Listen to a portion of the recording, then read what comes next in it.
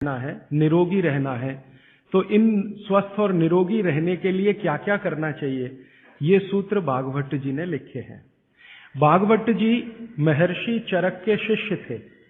चरक ऋषि का नाम हम सब जानते हैं। चरक ऋषि के वो शिष्य थे और सबसे बेहतरीन शिष्यों में उनकी गिनती होती है, सबसे इंटेलिजेंट माने जाते हैं। चरक ऋषि ने जितना शोध कार्य किया, भागवत जी ने उससे भी ज्यादा किया। 135 वर्ष उनकी आयु रही। 135 वर्ष में लगभग आप समझ लीजिए 18 वर्ष छोड़कर, 18 वर्ष वो ये कहते हैं कि मैं प्राथमिक अध्ययन करता रहा, तो 18 वर्ष छोड़कर बाकी सारे वर्ष उन्होंने बहुत गहन अध्ययन में लगाए। और उन्होंने कोई एक सूत्र लिखा तो उस पर कम से कम 50 से ज्यादा उन्होंने ऑब्जर्वेशंस किए।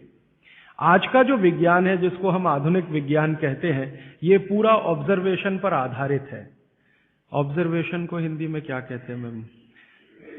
हाँ, निरीक्षण, परीक्षण या निरीक्षण। हाँ, प्रयोग या परीक्षण या निरीक्षण। तो अगर जैसे उन्होंने कोई सूत्र कह दिया तो उसका 50 बार परीक्षण किया, अलग अलग परिस्थितियों में अलग अलग लोगों पर किया, और जब उन्होंने देखा कि परिणाम वही है, तब सूत्र लिखा। अब हम कल्पना करें कि 7000 सूत्र लिखे हों और एक एक सूत्र पर 50-50 परीक्षण उन्होंने किए हों, तो पूरी जिंदगी उनकी इसी में निकल गई।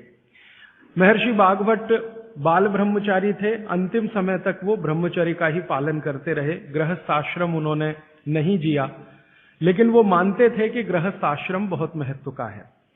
तो ऐसे महर्षि भागवत के सूत्रों को मैं पिछले 6 साल से पढ़ता रहा, और भारत की आज की जो परिस्थिति है, मैं मानता था और आज भी मानता हूं कि उसमें ये बहुत अनुकूल है। आज हमारे भारत की परिस्थिति ऐसी है, 112 करोड़ लोग इस देश में रहते हैं। इनमें से करीब 75 से 80 करोड़ लोग बीमार हैं।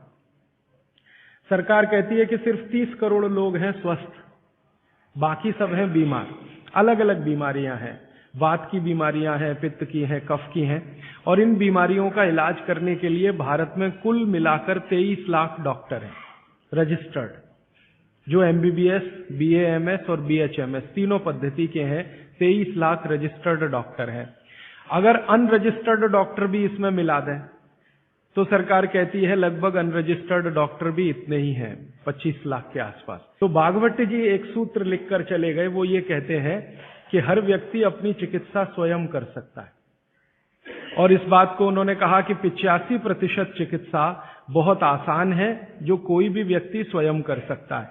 15% चिकित्सा थोड़ी मुश्किल है, जिसमें आपको विशेषज्ञ की मदद की जरूरत पड़ती है। तो मैंने सोचा क्यों ना ये 85% चिकित्सा जो आसान है वो लोगों तक पहुंचाई जाए।